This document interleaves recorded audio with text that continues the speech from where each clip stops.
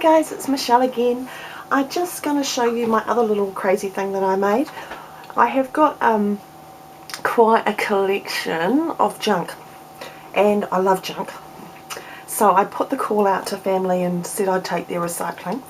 So I've got quite a good collection of cereal boxes and things like that. And I used all the cardboard out of those, which is a nice, cheap and easy way to do things.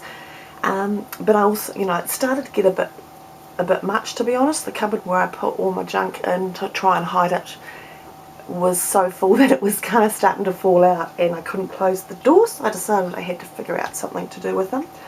I saw a couple of videos. Oh, excuse my chestiness, I'm just recovering from the flu.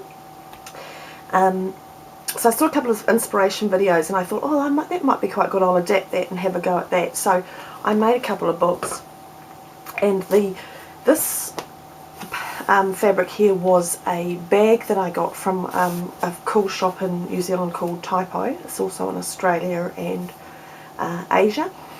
And this was one of their little cotton bags that they use as a fundraiser for funding projects in Africa. So I had chopped that bag up and used the handle for here, made a fabric cover, just put a bit of ribbon down the side. It's cool ribbon actually, I really like it. It was a bit hard to use, but I did. And then I sewed it together, and I was making it up as I went along, and I'm probably not the best time to make things up as I go along because my brain's not fully functioning yet. But anyway, I threw together and made this book out of all the piles of junk.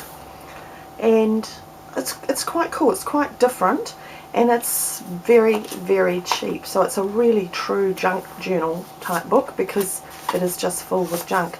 So we had some paint chips left from when we were deciding what colour to paint, and I put all the ones that were in the earthy brown tones into this book. So I also chopped up all my, and see, some of them are really wonky.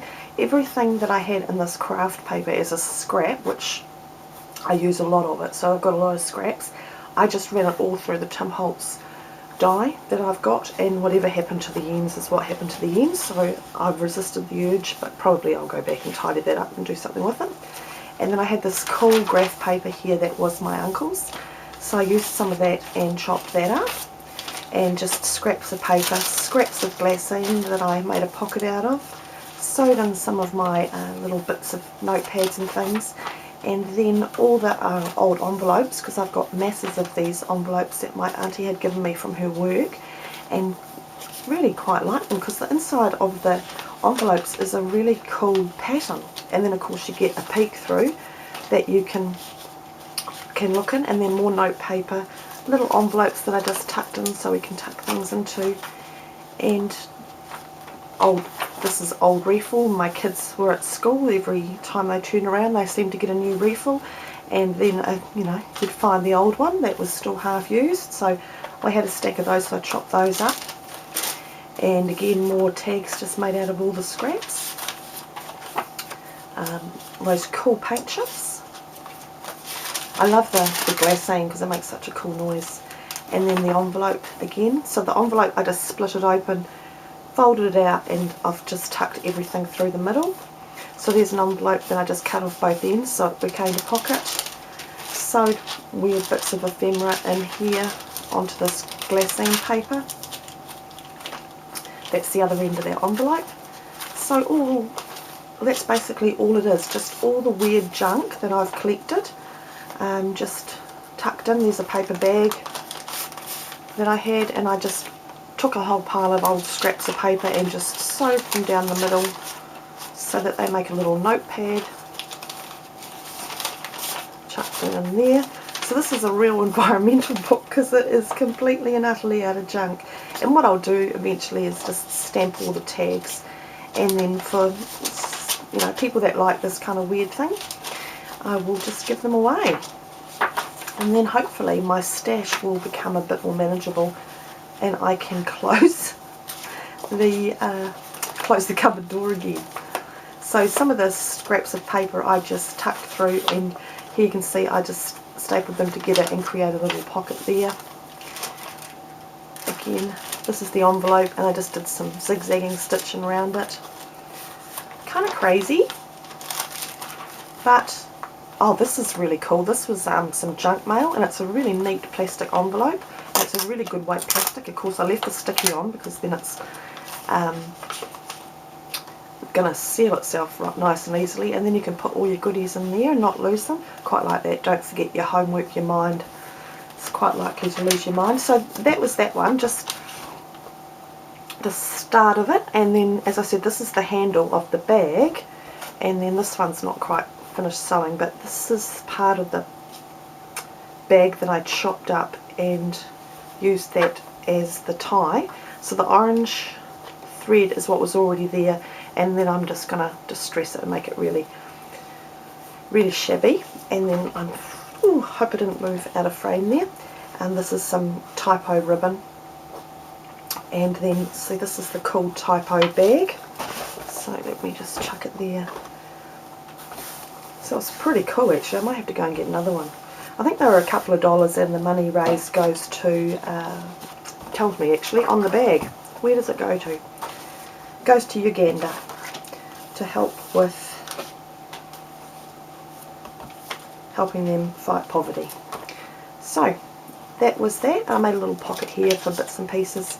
Oh, I just got this stamp set, so I had to make a stamp. It's a Tim Holtz one, so I thought that was quite cute. And again, it's the same sort of thing. Just put all the scraps of card. This was a leftover bit of a paper bag that I chopped off the top of the bag for a paper bag envelope. So I didn't throw that away, of course, and just sewed that on to make a pocket. Excuse me. I don't think there's anything different in here really. Just lots of paper pockets. Again, that's more of those pockets just from the ends of those paper bags. And then some of the envelopes, I just cut them in half and attach them to the piece of card so that they have a base, and you can use them to stick things in. This was some old plastic things, so I can just tuck some more little tickets and things in there so that you can keep them in plastic, which I thought was kind of cute.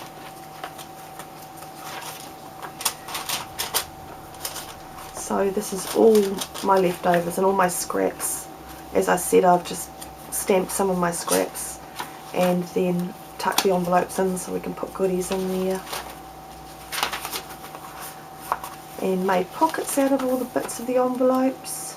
So it's really all about my stash, my junk. And again, there's another one of those cool envelopes, and I just attached it onto that piece of paper which goes all the way through, and then just put a bit of paper tape there. So there's my little junk cupboard that I'm trying to use up all the bits and bobs of. So I've got another one halfway made that I will put together and finish up, and then I will decide what new thing I'm going to do with them. I've got to figure out what I'm going to do with all these things I keep making, but I can't stop. So never mind. So I hope you like those. They're a bit different and a good way to use up all your junk if you're like me and you collect lots of junk. I'm not sure if I said the fabric from these came from samples that a fabric shop, a curtain shop had, and so when the fabrics were discontinued they got rid of all the old samples, and so I was lucky enough to get a few of them and grab them and use them for this. So it's a really good recycling and really good cheap book, because that cost me virtually nothing really. It's all scraps. So hope you like it, and I will see you again soon.